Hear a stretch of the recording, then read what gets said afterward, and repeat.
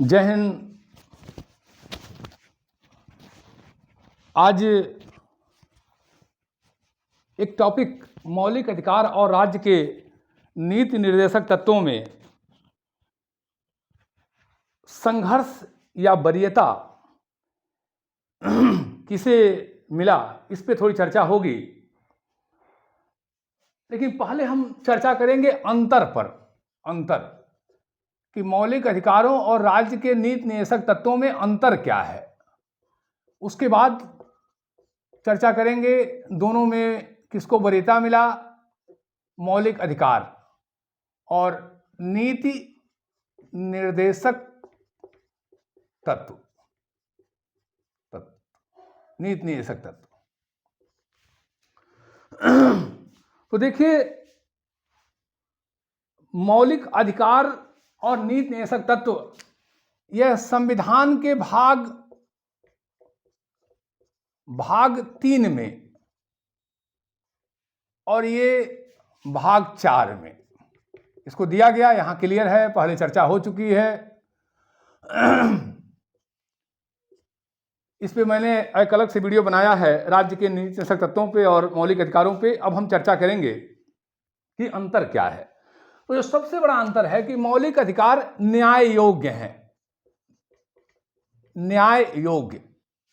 और न्याय योग्य का मतलब कि उल्लंघन करने वाले को न्यायपालिका के द्वारा दंड की व्यवस्था है,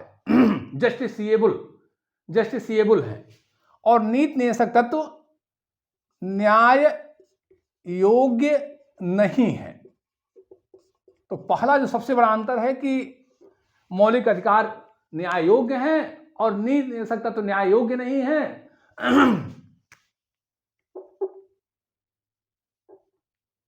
न्याय योग्य नहीं है, जस्टिसिएबल नहीं है।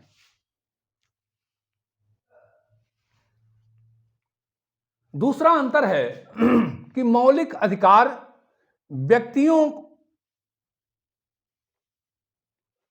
व्यक्तियों के लिए है, उसकी रक्षा सुरक्षा इत्यादि करना, उसकी व्यवस्था देना। और नीति निर्देशक तत्व राज्य का बताया गया कि राज्य का यह कर्तव्य है, राज्य के लिए है, राज्य के लिए व्यवस्था बनाई जाती है कि राज्य ये कार्य करेंगे। मौलिक अधिकार नकारात्मक स्वरूप लिए हुए हैं, नकारात्मक स्वरूप।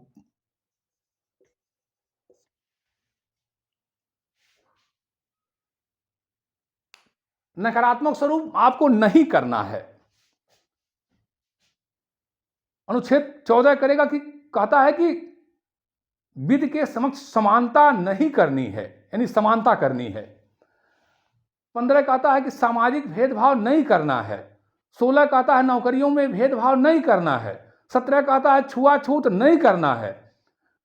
18 कहता है उपाधि धारण नहीं करना है, यानी नकारात्मक स्वरूप लिए हुए हैं। जबकि राज्य के नीति निर्देशक तत्व सकारात्मक स्वरूप लिए हुए हैं, सकारात्मक, कि ये करना है, इससे ये अच्छाई होगी, ये चीजें होंगी, करना है, करना है, करना है, सकारात्मक स्वरूप राज्य के नीति निर्देशक तत्वों में। मौलिक अधिकारों का जो सबसे बड़ा उद्देश्य है वह है राजनीतिक लोकतंत्र की स्थापना करना, राजनीतिक लोकतंत्र। और राज्य के नीति निर्देशक तत्वों का जो लक्ष्य है वह है सामाजिक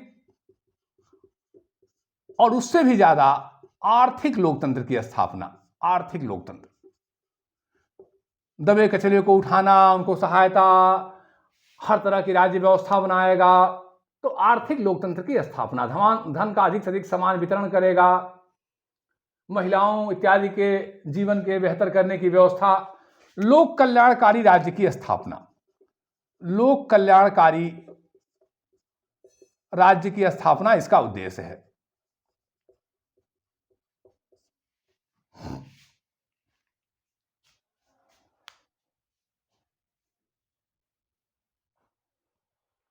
अगला जो अंतर है वो ये है कि स्थगित करना, स्थगित करना। स्थगित करना का मतलब मौलिक अधिकारों में कहा गया है कि आपातकाल में अनुच्छेद 20-21 को छोड़कर बाकी को स्थगित कर दिया जाएगा और नीति निदेशक तत्वों में स्थगित की व्यवस्था नहीं है, स्थगित नहीं कर सकते। अच्छा, कुछ विद्वान कहते हैं कि ऑलरेडी नीति निदेशक तत्व स्थगित तब तक हैं जब तक उन्हें पूरा न कर लिया जाए। तो दूसरे स्वरूप में देखें तो स्थगित हैं वो जब तक उन्हें पूरा नहीं कर लेंगे, लेकिन अगर वास्तविक रूप में हम देखें तो आपातकाल में मौलिक अधिकारों को अनुच्छेद 20-21 को छोड़ करके बाकी को स्थगित कर दिया जाता है, 20-21 को छोड़कर, जबकि राज्य के नीति निदेशक तत्वों को स्थगित नहीं कर सकते हैं। यह बहुत बड़ा अंतर है। राज्य के नीति मौलिक अधिकारों पर अनेक प्रतिबंध हैं। कोई आर्टिकल आप लेंगे तो उस पर अपवाद प्रतिबंध लगे हुए हैं, लेकिन राज्य के नीति निदेशक तत्वों में कोई प्रतिबंध नहीं है, प्रतिबंध नहीं, अपवाद नहीं, इसका अभाव है। अब अगला हम चर्चा करेंगे कि दोनों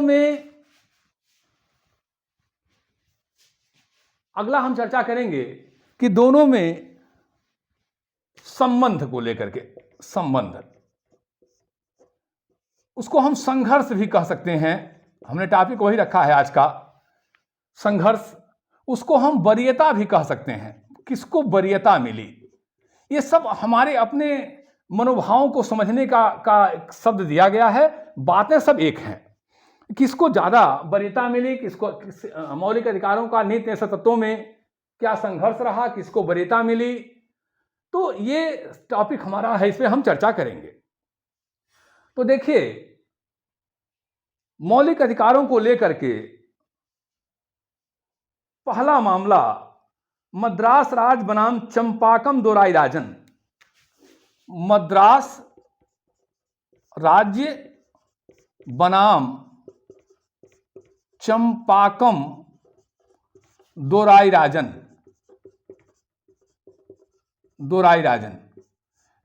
1951 में पहला केस आया माननीय सुप्रीम कोर्ट के सामने। पहला केस आया।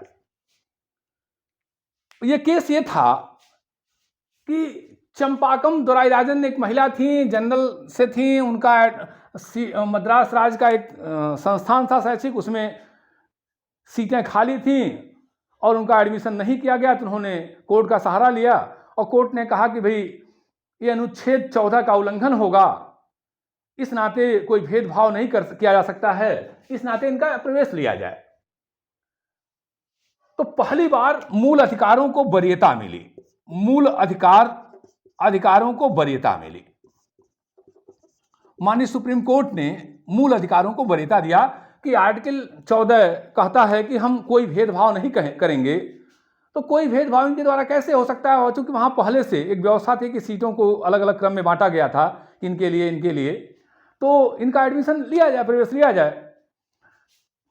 तो यहां पे माननीय सुप्रीम कोर्ट ने मूल अधिकारों को वरीयता दिया, लेकिन सरकार ने सुप्रीम कोर्ट कह लीजिए चाहे न्यायपालिका के प्रभाव को कम करने के लिए संविधान में पहला संशोधन किया, संविधान संशोधन किया। अब संविधान संशोधन का जो पावर है वो अभी जान लीजिए, मैं कई वीडियो में बता चुका हूं, अनुच्छेद 368 में है और इसमें 15(4) जोड़ा और आरक्षण की व्यवस्था किया। आरक्षण की व्यवस्था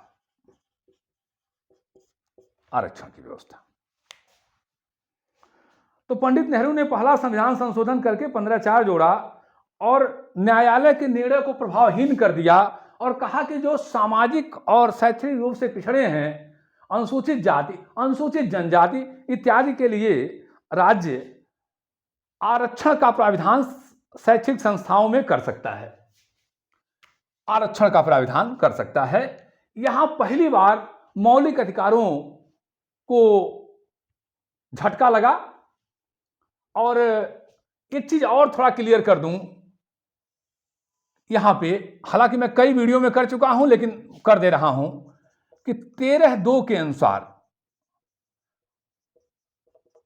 अनुच्छेद 13(2) कहता है कि राज्य कोई ऐसी विधि नहीं बनाएगा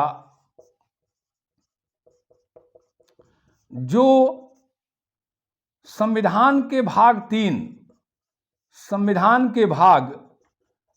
3 यानी कि मौलिक अधिकारों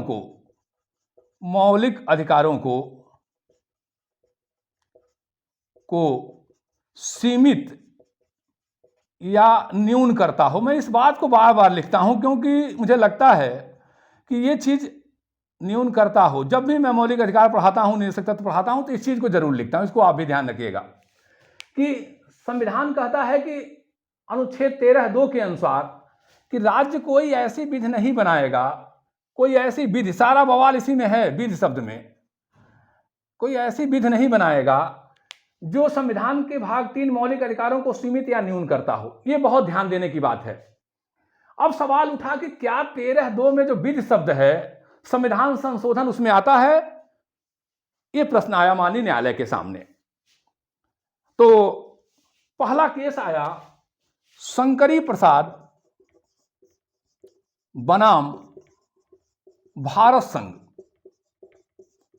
शंकरी प्रसाद बनाम भारत संघ 1951 का केस था। माननीय सुप्रीम कोर्ट ने कहा कि जो अनुच्छेद 13(2) में विधि शब्द है उसमें संविधान संशोधन आर्टिकल 368 नहीं आता है, उसमें सामान्य विधायी प्रक्रिया आती हैं, उसमें संविधान संशोधन नहीं आता है। इस नाते सरकार को यह पूरा पावर है, संसद को यह पूरा पावर है कि वो मौलिक अधिकारों में परिवर्तन कर सकता है।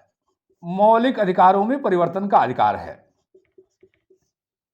में परिवर्तन किया जा सकता है, क्योंकि सारा जो समस्या है वो विधि माले में था कि 13(2) के अनुसार जो विधि शब्द है उसमें संविधान संशोधन अनुच्छेद 368 आता है कि नहीं आता है। और पहला केस आया कि शंकरी प्रसाद बनाम भारत संघ में सुप्रीम कोर्ट के सामने कि मौलिक अधिकारों में परिवर्तन किया जा सकता है कि नहीं। ये इस पर निर्भर था कि विधि शब्द में संविधान संशोधन आता है कि नहीं। तो माननीय शंकरी प्रसाद बनाम भारत संघ 1951 में माननीय सुप्रीम कोर्ट ने कहा कि मौलिक अधिकारों में परिवर्तन किया जा सकता है, क्योंकि जो 13(2) है उस जो विधि शब्द है उसमें 368 संविधान संशोधन नहीं आता है। जब नहीं आता है तो परिवर्तन कर सकते हैं। दूसरा मामला आया सज्जन सिंह बनाम राजस्थान राज्य 1965 का मामला आया, माननीय सुप्रीम कोर्ट के सामने आया और माननीय सुप्रीम कोर्ट ने कहा कि जो 13(2) है और 13(2) में जो विधि शब्द है उसमें आर्टिकल 368 नहीं आता है, संविधान संशोधन नहीं आता है। इस नाते मौलिक अधिकारों में परिवर्तन हो सकता है, मौलिक अधिकारों में परिवर्तन हो सकता है।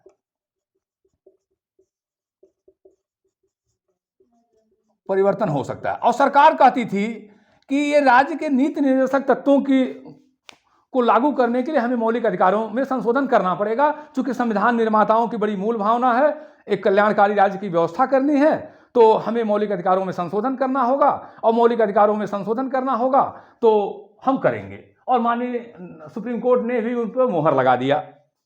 तो सरकार जब चाही तो परिवर्तन कर ली, कोई समस्या थी ही नहीं। जब चाहा मौलिक अधिकारों में परिवर्तन किया और उनका मानना था कि इससे राज्य के नीति निर्देशक तत्वों को स्थापित करना है, परिवर्तन कर लिया। अगला मामला आया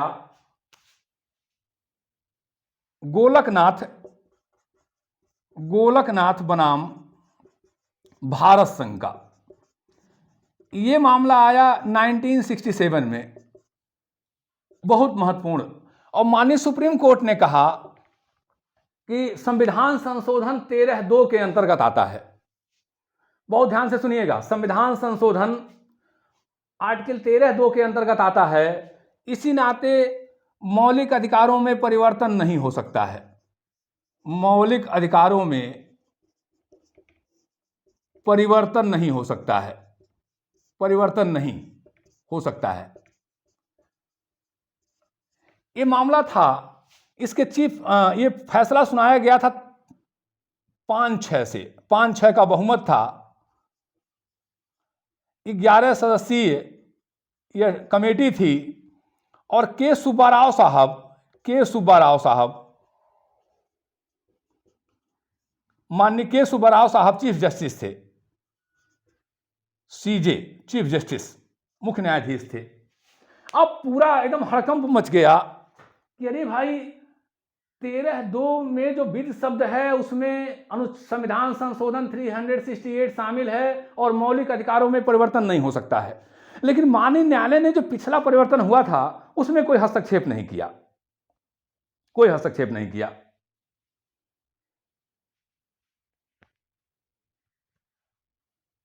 इंदिरा गांधी की सरकार थी और इंदिरा गांधी जी 71 में चुनाव जीत के आई थी, बहुमत प्रचंड पाई थी, एकदम बम स्थिति थी और उनका कहना था कि मेरी मर्जी, मैं चाहे ये करूं चाहे वो करूं। एक बहुत बढ़िया गाना आया था, मेरी मर्जी, मैं चाहे ये करूं चाहे वो करूं। तो अब उनको ये था कि हमें कौन रोकेगा, हम परिवर्तन करेंगे, हम मौलिक अधिकारों में भी परिवर्तन करेंगे। इसी नाते उन्होंने 2 महत्वपूर्ण संविधान संशोधन किए, 2 महत्वपूर्ण। अनुच्छेद 24वां संशोधन उन्होंने किया, इंदिरा गांधी की सरकार ने 1971 में, और संविधान संशोधन को संविधान संशोधन अनुच्छेद 368 को 13(2) के विधि से बाहर, शब्द से बाहर कर दिया। 13(2) के विधि से बाहर कर दिया।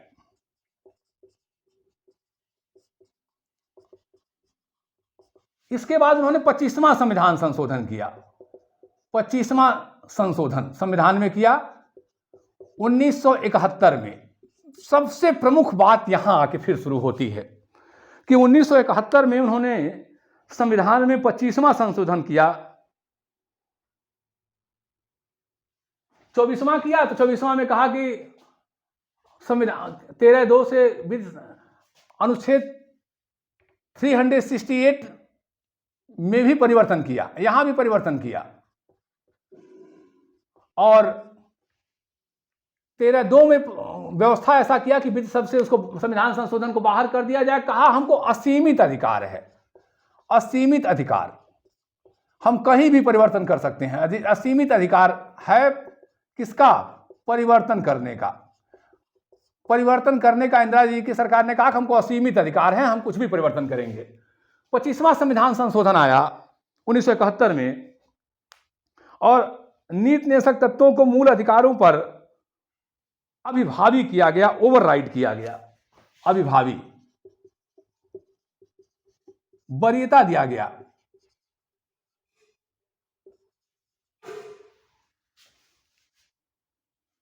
ओवरराइड किया गया, अभिभावी किया गया, कि प्रभावी किया गया। जो शब्द आपको अच्छा लगे, प्रभावी किया गया, उसकी महत्ता स्थापित की गई। और संविधान के अनुच्छेद 31(ग) जोड़कर, संविधान के अनुच्छेद 31(ग) जोड़ा गया और कहा गया कि अनुच्छेद 39 में ख और ग जो नीति निषेधक तत्वों की व्यवस्था है, इंदिरा जी ने कहा कि अनुच्छेद 39 में जो ख और ग है, जो नीति निषेधक तत्व हैं, इनको स्थापित करने के लिए, इनको लागू करने के लिए, इनको प्रभावी करने के लिए हमने संशोधन किया है। और इसे कार्यान्वित करने के लिए कोई विधि राज्य द्वारा बनाई जा सकती है और इस आधार पर इसको न्यायालय में चुनौती नहीं दी जा सकती है। न्यायालय में चुनौती नहीं दी जा सकती है।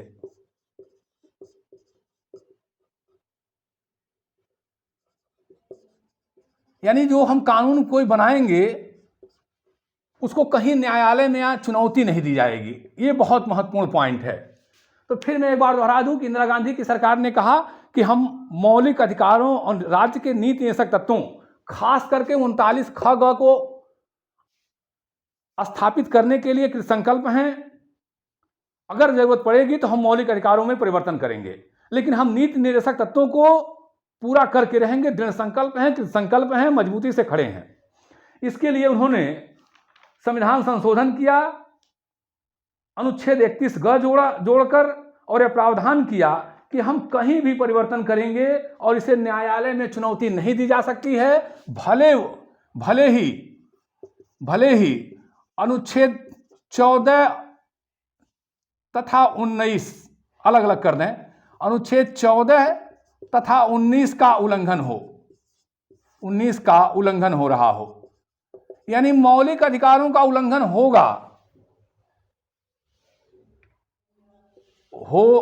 रहा हो, लेकिन हम नीति निदेशक तत्वों को स्थापित करेंगे। यहां इंदिरा जी ने मौलिक अधिकारों से ज्यादा वरीयता दिया नीति निदेशक तत्वों को, और उन्होंने कहा कि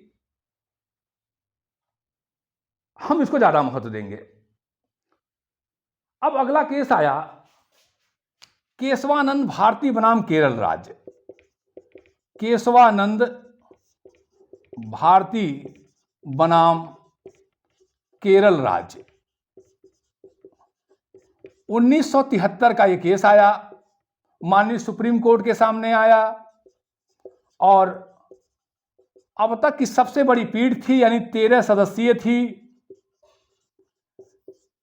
6-7 का बहुमत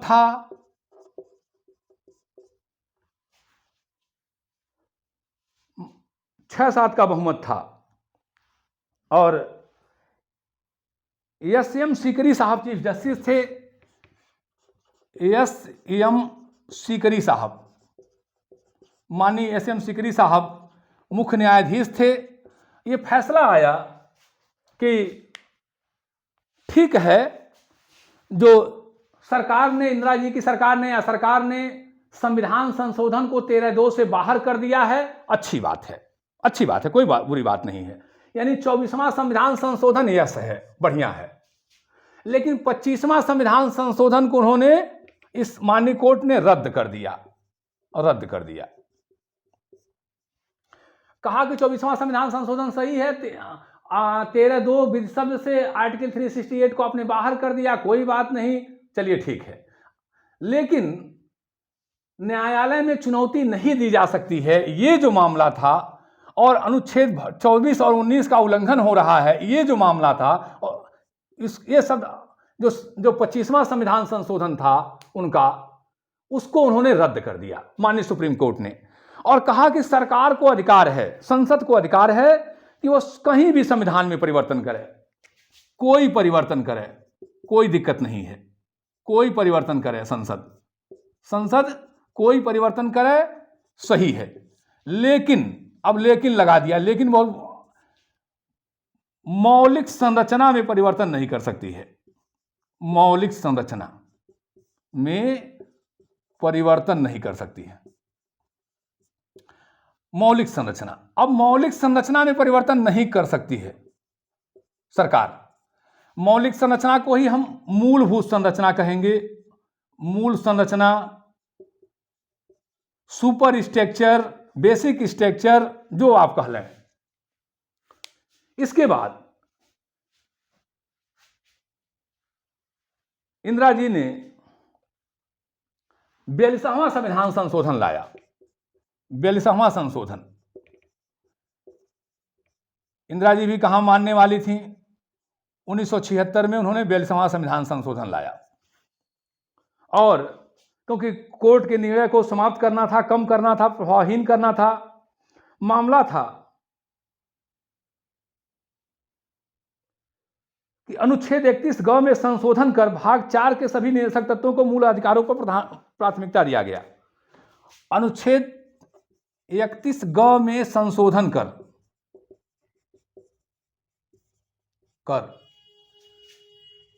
भाग 4 को, भाग 4 मतलब नीति निर्देशक तत्वों को, यह भी जान लीजिएगा, नीति निर्देशक तत्वों को मूल अधिकारों पर प्राथमिकता प्रदान किया गया। प्राथमिकता, प्रायोरिटी प्रदान किया गया। तो 42वें संविधान संशोधन द्वारा अनुच्छेद 31 ग में संशोधन कर भाग 4 के सभी निदेशक तत्वों को मूल अधिकारों पर प्राथमिकता प्रदान किया गया। इसके तुरंत बाद एक केस आया, मिनर्वा मिल्स बनाम भारत संघ, 1980 में एक केस आया। माननीय सुप्रीम कोर्ट ने कहा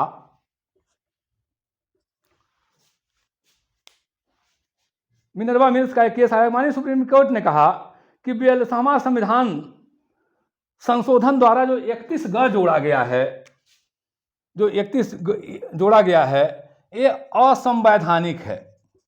असंवैधानिक यानी रद्द कर दिया, असंवैधानिक है। इसका मतलब क्या हुआ? इसे रद्द किया, असंवैधानिक घोषित किया। कहा कि इससे मूलभूत ढांचा प्रभावित होगा। क्या प्रभावित होगा?